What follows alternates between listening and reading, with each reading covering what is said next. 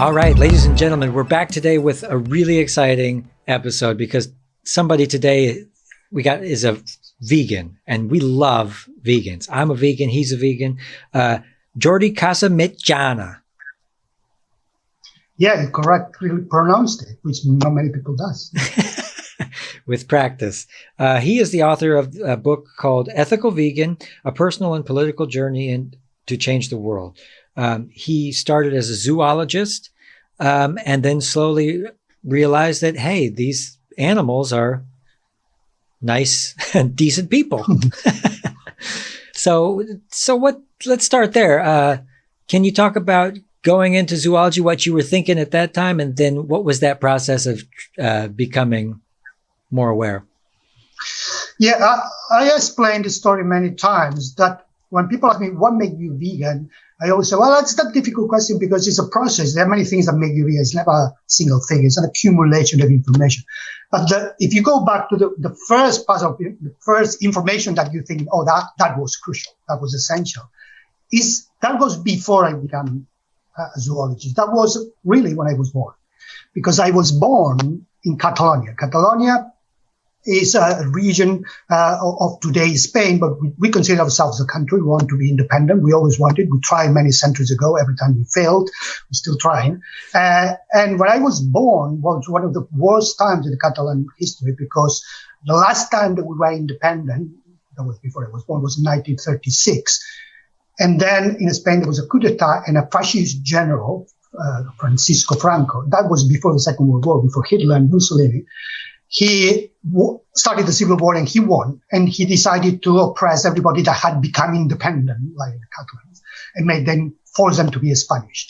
And after that, there was the Second World War, and the fascists grew up in Italy and other places, and the war ended, and Hitler died, and Mussolini died, but Franco didn't die. And Franco died from an old age 40 years later. So I grew up in a fascist dictatorship when everybody else, all the fascists had gone. The Spain had still existed. That was oppressing my culture. So my language was illegal, my name was illegal. So the first time I experienced something that could lead me to veganism was when I was born and I had to be baptized.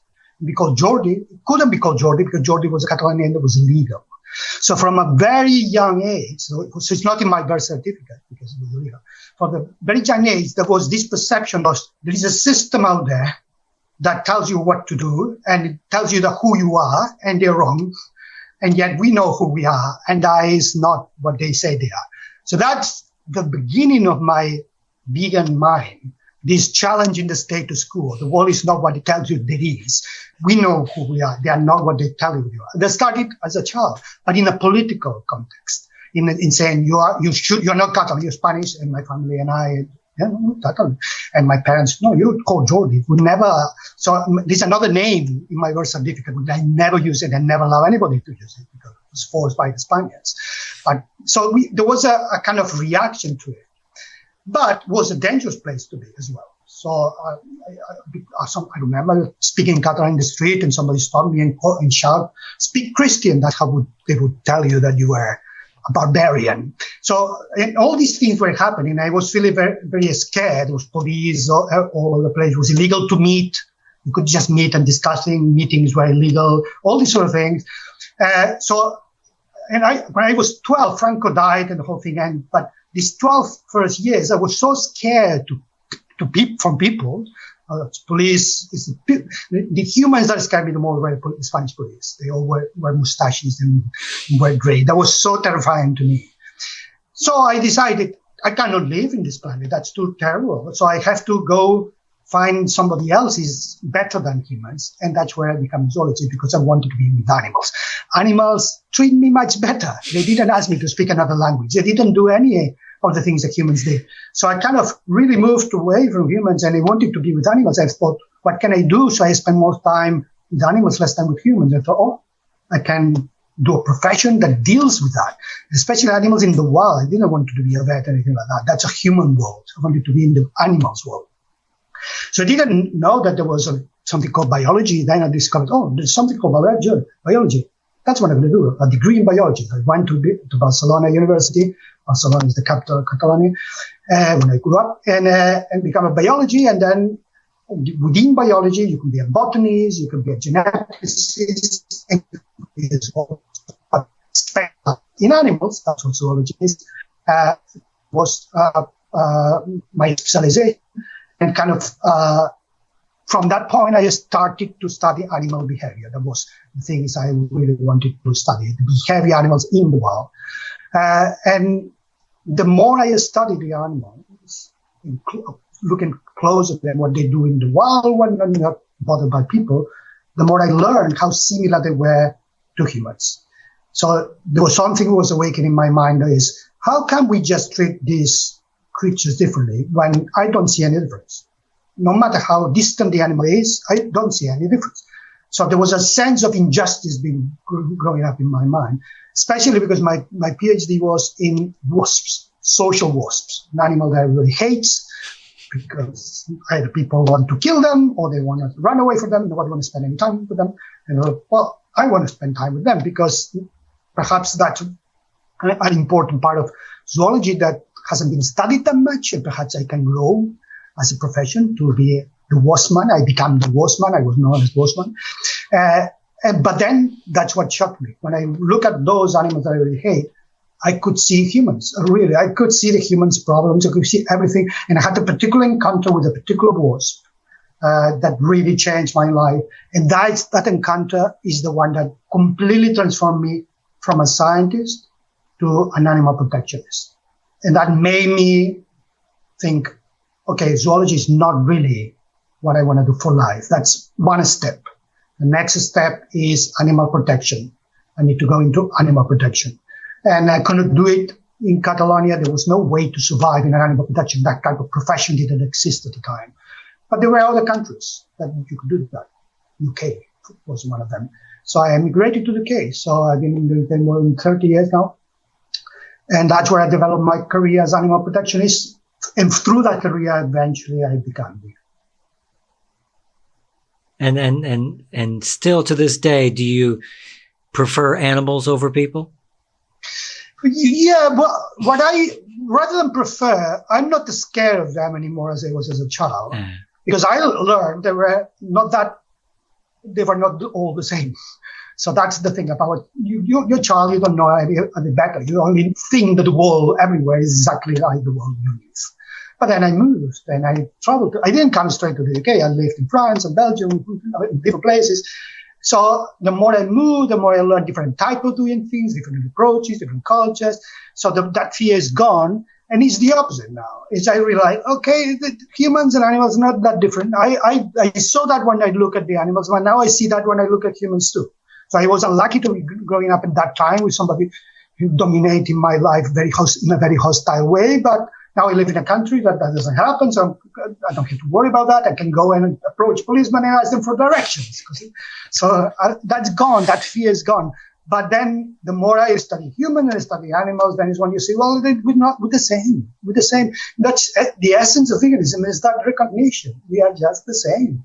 Why can't we just live together and respect each other? And we can just say, I'm going to respect you, but not you because you have an extra leg or you're more hairy.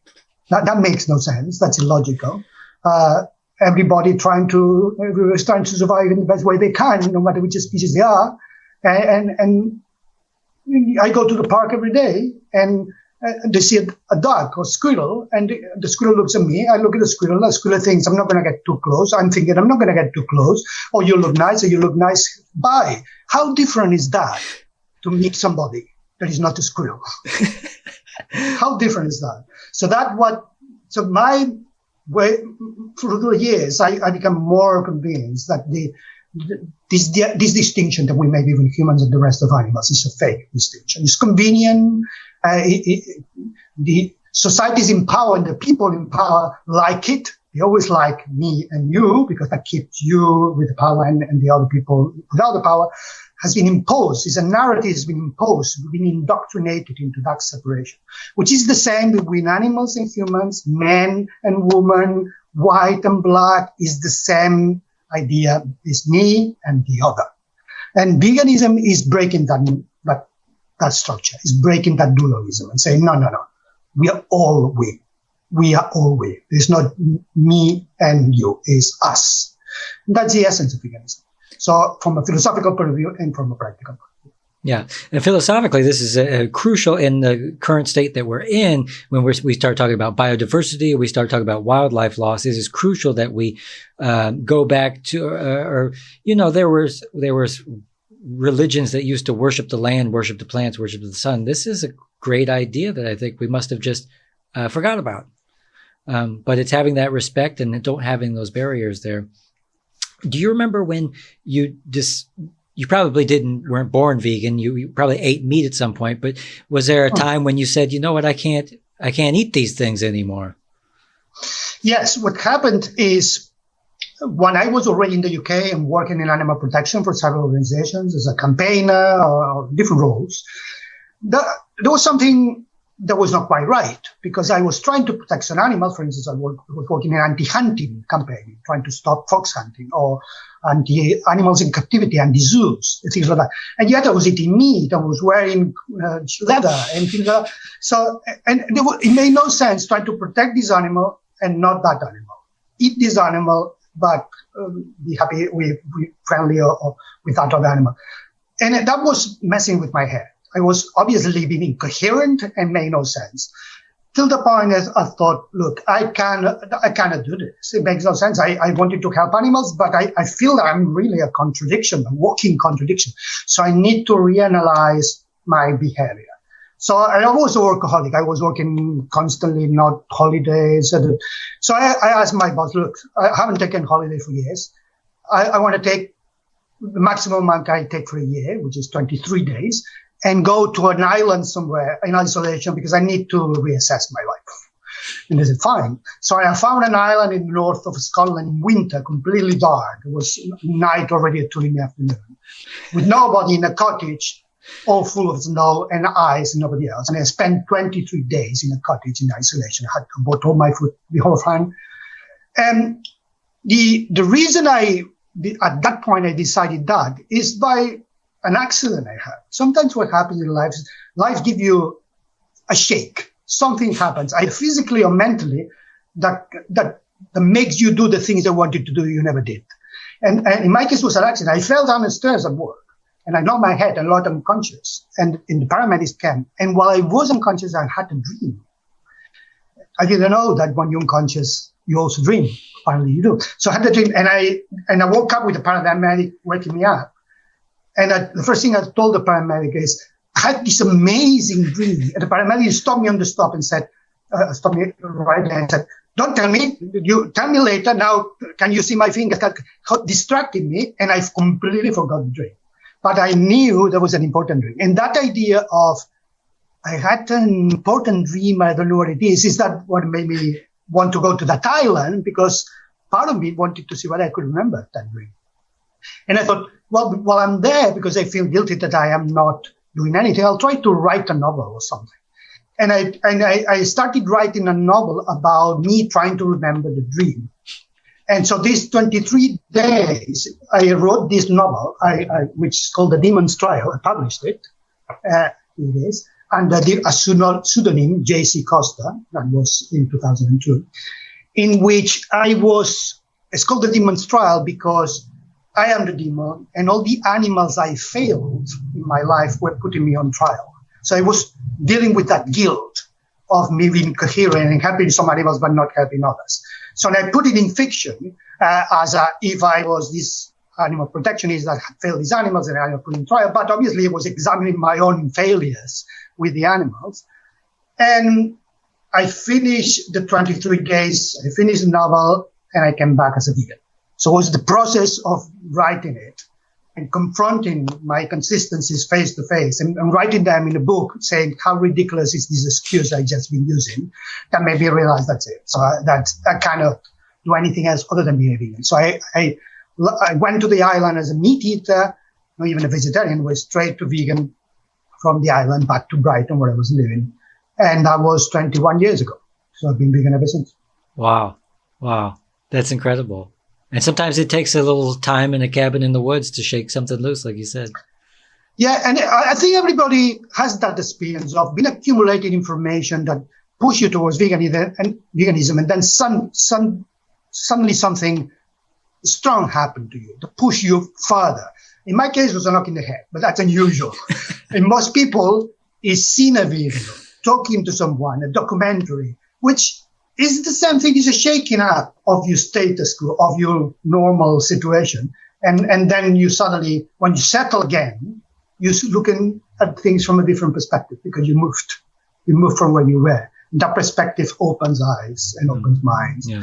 And in my case, funny enough, it happened to be a trauma. But there are people that have accidents and come back completely changed, don't they? Sure. That's because that's the same thing. It's the same thing. You reanalyze your behavior to a point. Depends on how hard you get a hit on the head, I guess. Yeah, again, perhaps I'm in a coma and all this is a dream. So perhaps I never woke up and I built a fantasy of a vegan world that we're building. But it doesn't matter. It looks real to me. So yeah, this is your life, Jordi. We're just living in it. Right. Well, yeah. And so what was it like? Because obviously back in those days, vegan food was hard to come by and stuff. So what were you eating? And then how did that progress as it went on? Were you happy to see all this new vegan options and stuff? Well, at the time it was more difficult than now, but it wasn't that difficult, to be honest. That's the first thing that most vegans will tell you, is the first realization, the first things they realized that was different than how they imagined it would be was the difficulty. So you always imagine it's going to be far more difficult than it actually is. Mm-hmm. Once you learn, somebody interviewed me not that long ago, and I was telling them what an ethical vegan is, which is not just about food, it's also about clothes and everything else. And this person was saying, well, I don't want to be thinking all the time, is this shirt involved in animal exploitation? I was thinking, hold on, how many times you think about your shirt? Only once when you're going to buy it. Is it you want to buy the shirt, you look at several, you think about it, and you buy that one. Well, I do the same. The only thing is I use different criteria. For you might be color, for me might be product. But once I make that decision, it's the same shirt. I use it every day. I don't have to think about it. So that the difficulty was one extra piece of information I had to apply once in my life. So that happened to me when I became vegan. So everything became easier. I know this is vegan, this is not. So I'm going to buy this and not buy that. That's it. I already got it. I already know about this product. I don't have to check it again. Yeah. So easier that I wanted to make it more difficult because I felt, I feel guilty that I haven't done this before. So one of the things I used to do, it's a funny thing, I never met anyone that does that, is the first 2 or 3 years, I would go to shops, supermarkets, and I would read the labels, trying to figure out things that are, whether they're vegan or not, of products I already knew that were not vegan, because I wanted to reject them right there more and more. So this idea of taking something, that's not vegan, I'm not going to buy it, empowered me. And I just want to do it more and more. I didn't want to just to know already what to buy. I wanted to go to supermarket and reject almost everything and then buy the thing. And that reinforced my belief. So I am rejecting bad things. I am accepting good things because otherwise, it would become a routine and forget about the whole thing. Well, I'm just buying this. This shows you're free from temptation. Yeah, and I need to keep building that idea of I'm rejecting animal cruelty. I'm not just making one decision. I do it every day. Every day I go out and I reject animal cruelty and exploitation. And I had to fake it, but at one point I already knew it was vegan or not. So I wanted to do it, but it felt good. So when I did it, my food tasted better. So it was a psychological mechanism that reinforced my belief. But yeah, initially soya milk was the only milk that existed for vegans.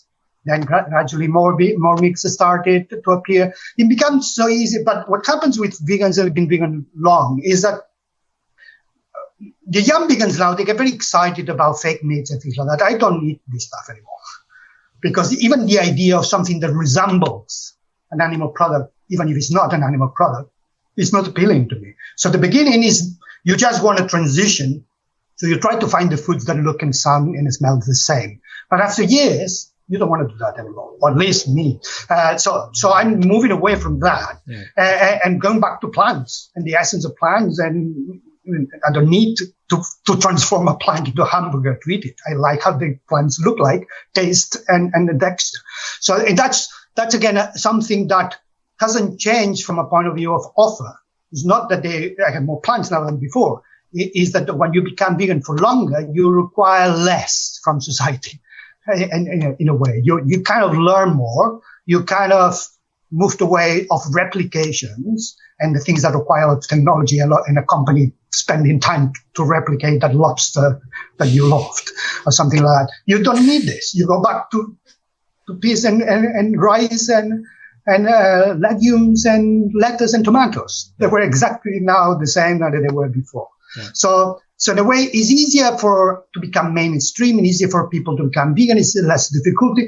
But what hasn't changed, and I think that's important, is the philosophy is the same. The philosophy hasn't changed. It's not that we make it simpler for more people to join in. It's exactly the same philosophy. It's not that we diluted it so it's less controversial. No, it's exactly the same.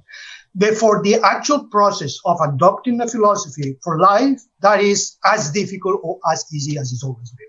And there's nothing in the logistics that change that. Because the logistics are just that, make your life easier. But the philosophy is something that you need to believe.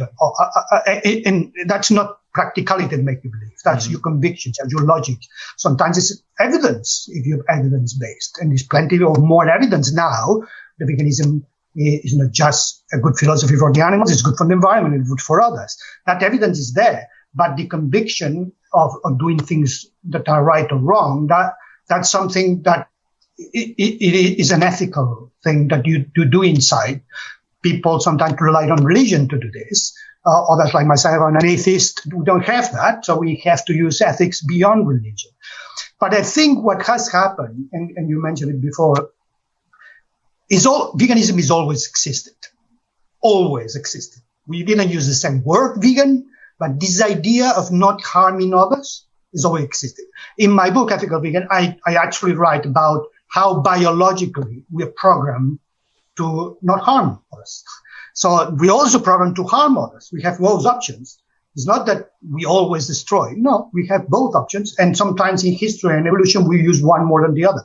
But this idea of doing no harm has always been there. Otherwise, it would be impossible to evolve because we would be competing to touch a string that no molecule would have been kept together with another molecule to create a gene. Because the two molecules will fight it to the death. There was a point that molecules started to create genes. Genes, rather than kill everybody else, if there's another gene, started to get together into chromosomes and become organisms. So it's always a force to unify, at the same time a force to compete. And that is the root of veganism. And at one point, about 10,000 years ago, philosophers gave it a name. And that name is AHIMSA. AHIMSA is a term that means do no harm in Sanskrit, and also means no violence. And many philosophers use this term, and people talked about AHIMSA, and they made religions around that word. One of them is called Buddhism. Another one is called Jainism. So most of the main religions that you have out there, they come from AHIMSA. And veganism, the word vegan, is the secular manifestation of AHIMSA.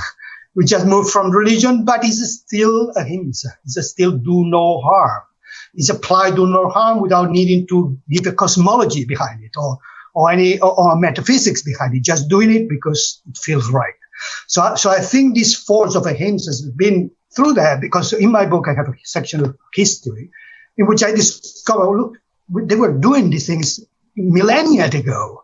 Veganism is just a word we use it now, but the day that Donald Watson created the word, he was already vegan that day. And he wasn't already vegan because he invented it, because he saw somebody else that was vegan, who also saw somebody else that was vegan. And you go back. And they might use it different terms, but this is still the same idea.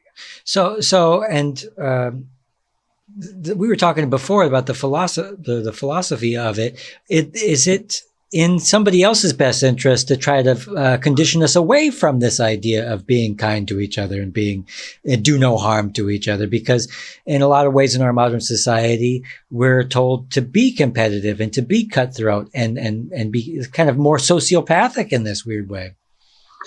Yes, there is a lot of forces. The same way there are forces that push AHIMSA forward, there are forces that push division forward. So do harm, violence forward. And they grow into power struggles, and they go into wars, and they go into patriarchal societies, and they go into colonial societies. All these awakening that we see these days of young people saying, I'm a decolonialist. I don't want colonies ideas anymore. Well, this is moving away from that. The anti-racism movement is moving away from that. Anti-exploitation, indiscriminate exploitation of the environment is moving away from that.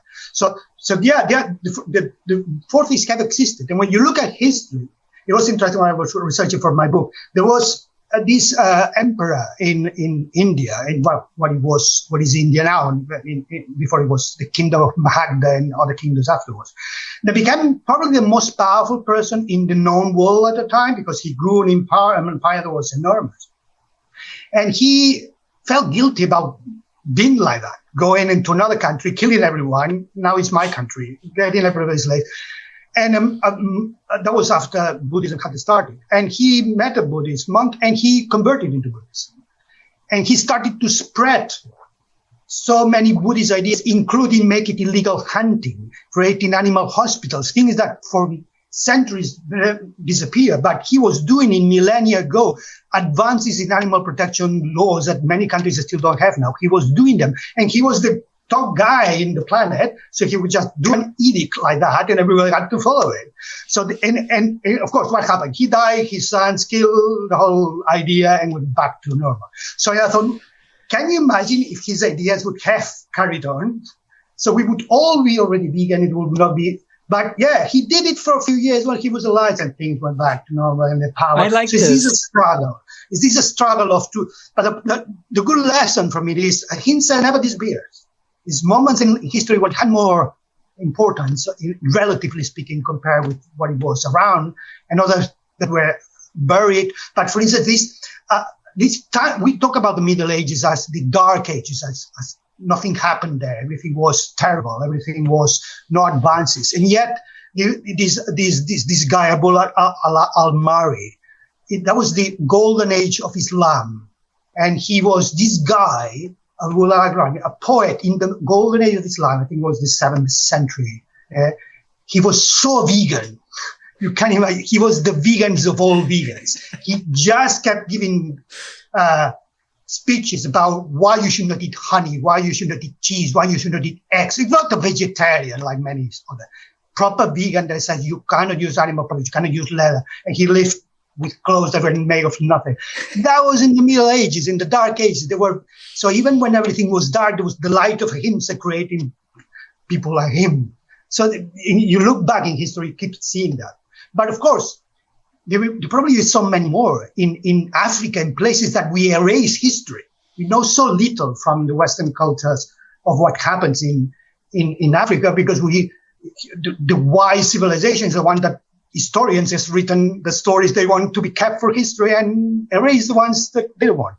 So I imagine that veganism and AHIMSA was so vivid in prehistorical times in Africa as well, but we have nothing left because those that write history don't like these sort of stories. Yeah, I think because being cruel and unusual is like the easy, lazy way to deal with people or whatever. But you said something before we started about the people in charge, as ridiculous as they seem, are just people. Yeah, they are, because that's the other thing about being vegan for a while. When you start being vegan and you recognize, oh, look what we've done to animals, you almost become against humans because you feel that humans are the bad guys of this story and the animals are the good guys, and you become kind of misanthrope that you want to know anything about humans. But then you keep being vegan and you say, hold on, I'm doing it again. I'm dividing them and us. I'm falling in the same trap. Now I'm saying vegans and the rest of humans, or humans and animals. No, look, didn't I awake because I realized that animals were not that different? Well, should now I carry on awakening and realize that humans are not that different? And that means carnivores are not that different than vegans, and vegans are not that different than vegetarians. Like, look at, and then when you after a while you realize that that's the case. We all the same. I was carnivores before. Now I'm a vegan. How different I am. I just make a little change in my behavior, still the same guy. So that means any non-vegan I might found might be the best vegan in the future. That doesn't know that person yet. And it's the same thing with animal abuse. I met a repented bullfighter, somebody that was a bullfighter, kill animals for pleasure, and then saw bull the first time.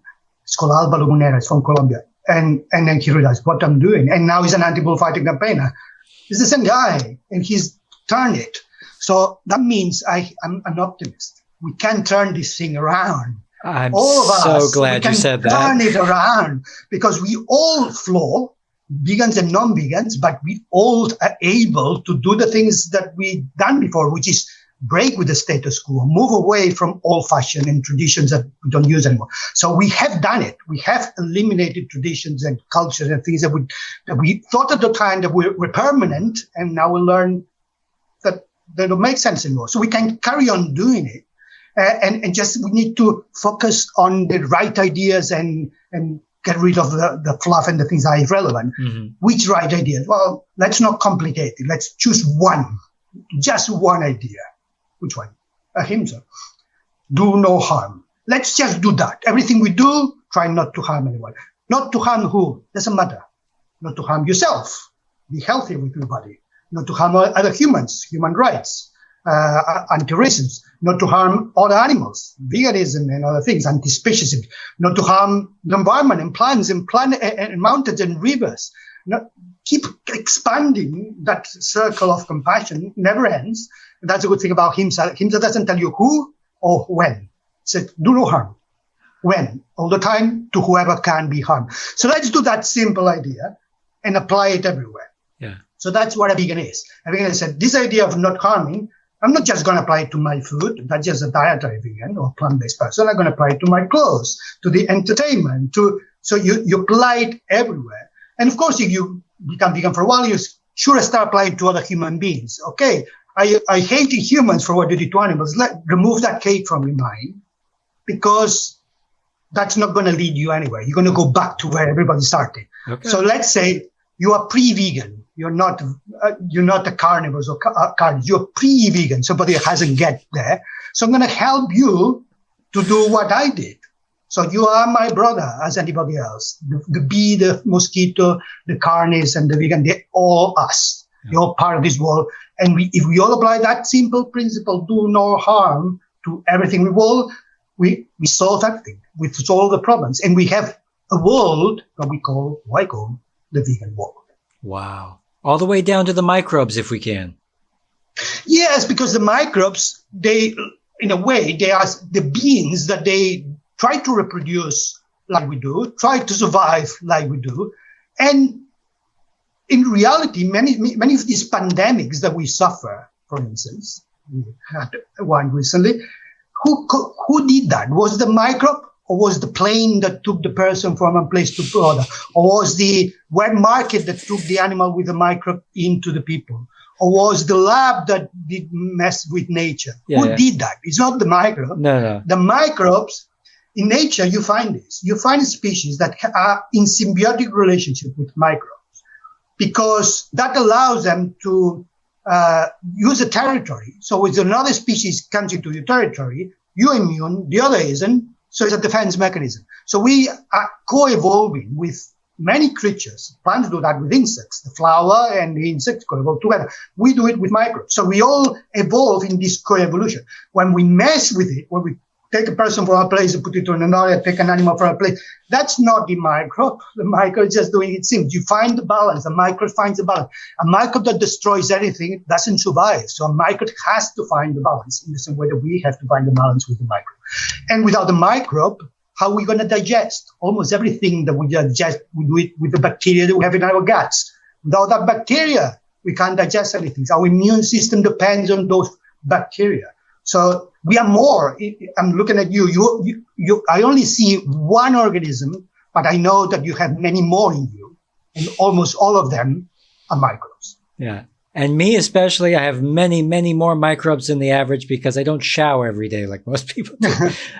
Look, many people say that that's a healthy way to deal with the world. It's people that are over-hygienic, often they have immune response that is worse because You are detaching yourself to that microbe that wasn't that unfriendly. It was trying just to help you. Yeah, you're living in balance. Well, the great George Carlin used to say, I got a healthy immune system because I used to swim in raw sewage and I gave my immune system the chance to practice on germs constantly. So, Yeah, but that is how immune system works. So immune system is a combination, is a balance between you are friendly and you are dangerous. So I need to allow you in, but not allow you out. And who I allow in and out, that is what immune system is, learning who is in and out. And that's what happens now when we got infected with COVID or anything else. The immune system learns, okay, I'm not going to keep this out.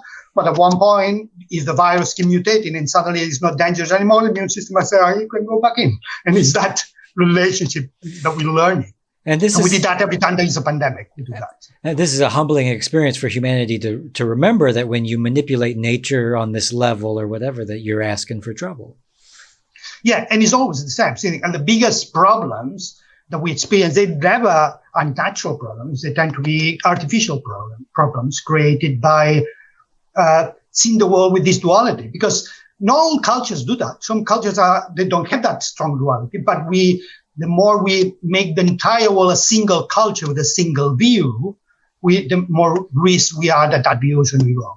There is also one interesting thing that happens is that one of the things that have happened over the years is that more people have been born, the population has grown, but also the diversity has gone down.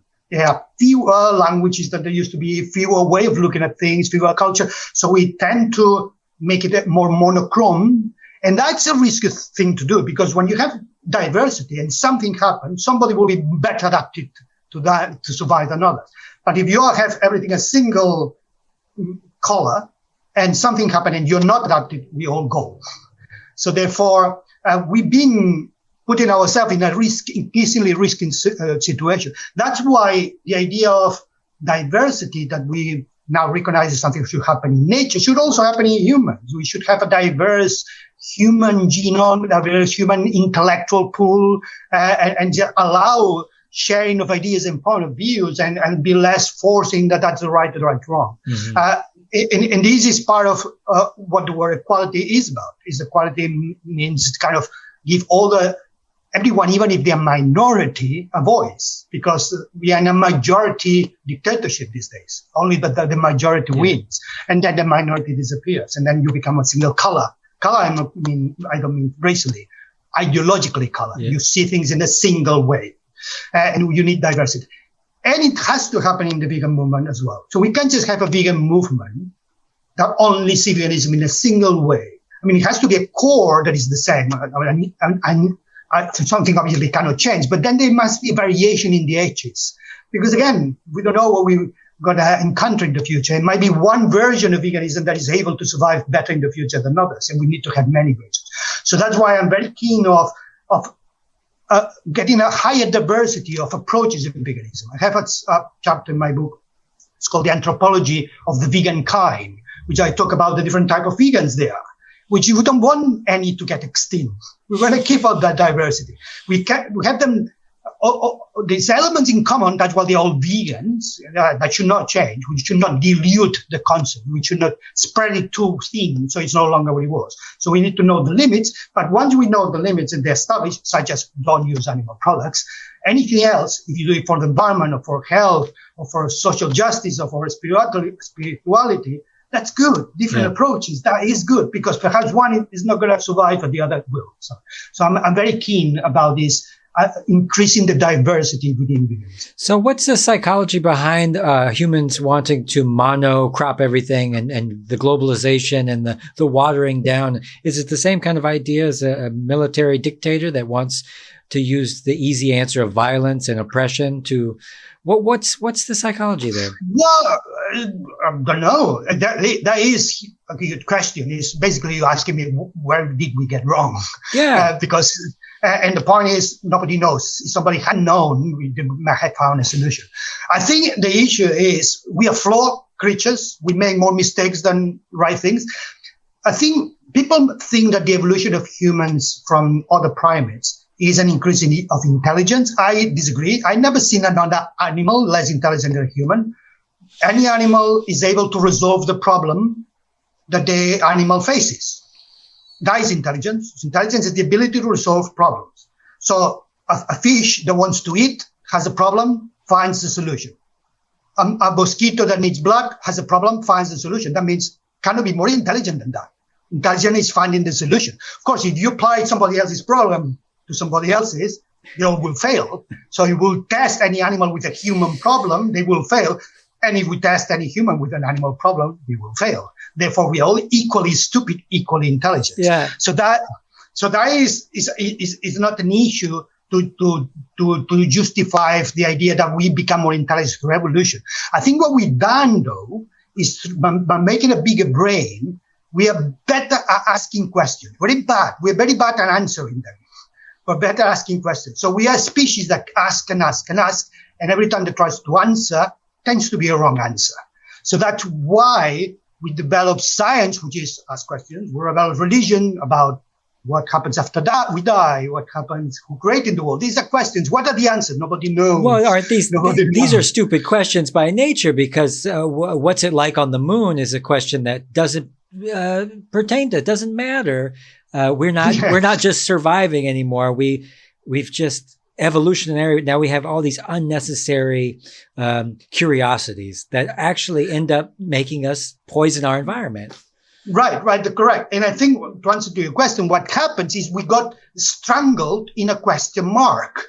So we grew up asking questions, never knowing the answer, asking more questions, making the wrong response, building false realities based on false answers, but keep asking questions and we just drowning in questions now and not having proper answers.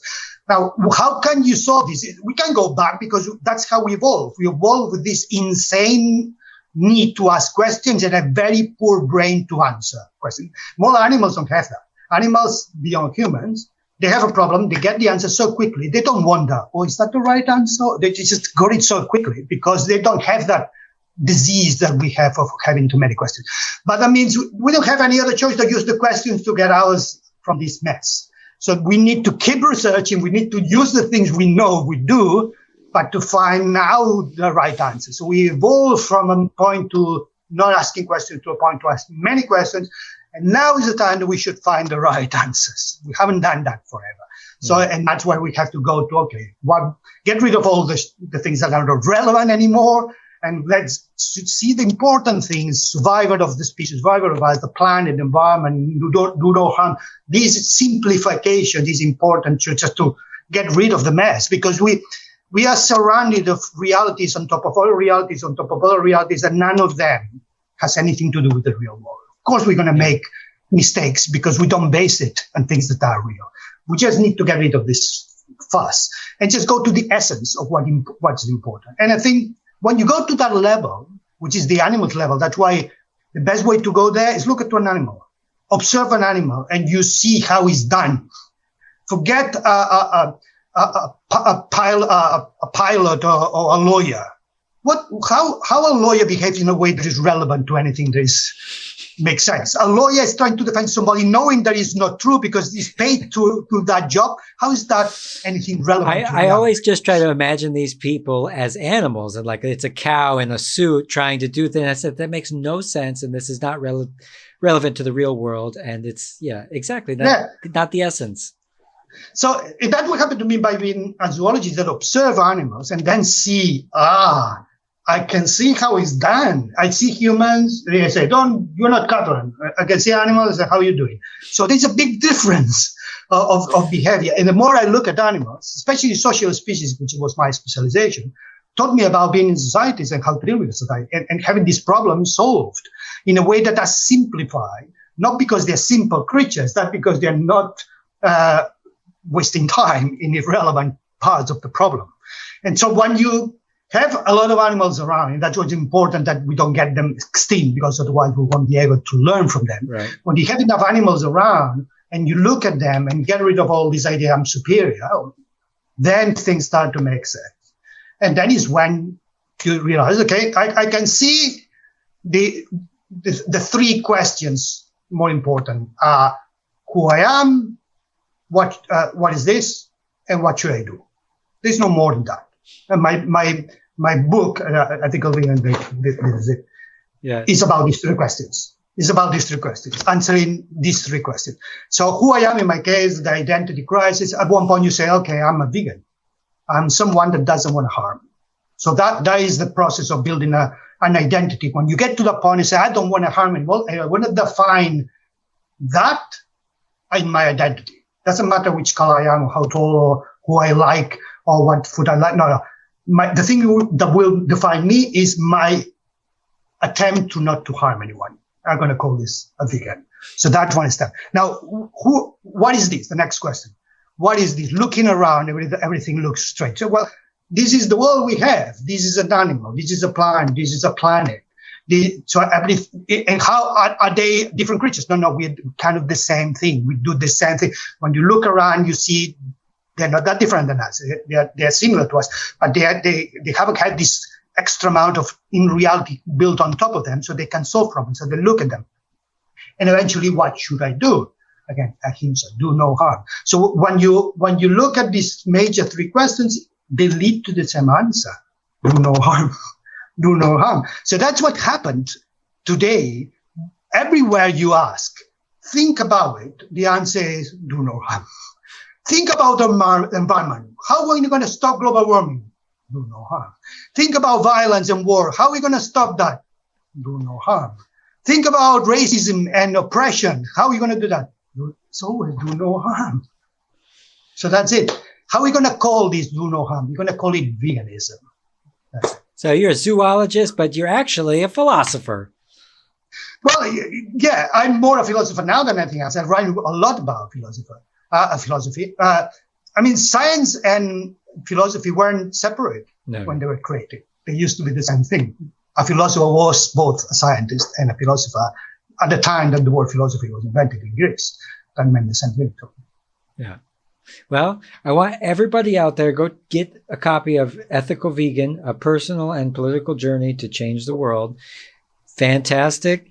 Everybody I know is getting one for Christmas. Yeah. You come back in a few weeks, we do it again? Oh, happy. I mean, I like to talk. I like listening to you. Look, part of the role of the vegan that it says, okay, I get it now. I understand what I should do, and I understand I should not, I should do no harm to anyone, humans, but also I should start talking to others, because it's not good if I just keep this to myself. Who am I going to help? Just me. So if do no harm is the minimum. If you want to be a decent human being, you don't harm anyone. If you want to be a good human being, you do the next thing, is help everyone. Help anyone that needs help. So that is the purpose of your life. Do as little harm as possible. Help as much as you can. Who wouldn't sign up for that? Come on, that is... Exactly. And helping as much as you can, for me, is talking about veganism. Talking about veganism so people understand it. If they're confused, people that want to do it and afraid, they get rid of the fear. People that they don't have the information, giving them the information. And people have no hope, which is a lot of people out there have no hope. Tell them there is hope. The vegan world is hope. Exists. It can be done. We can do it. All of us can do it. And that's the vegan world. All right. Jordi Casamitjana, my new friend. Well, wave goodbye to everybody here, and then we'll talk after. Bye, everybody. Okay. Bye, everyone.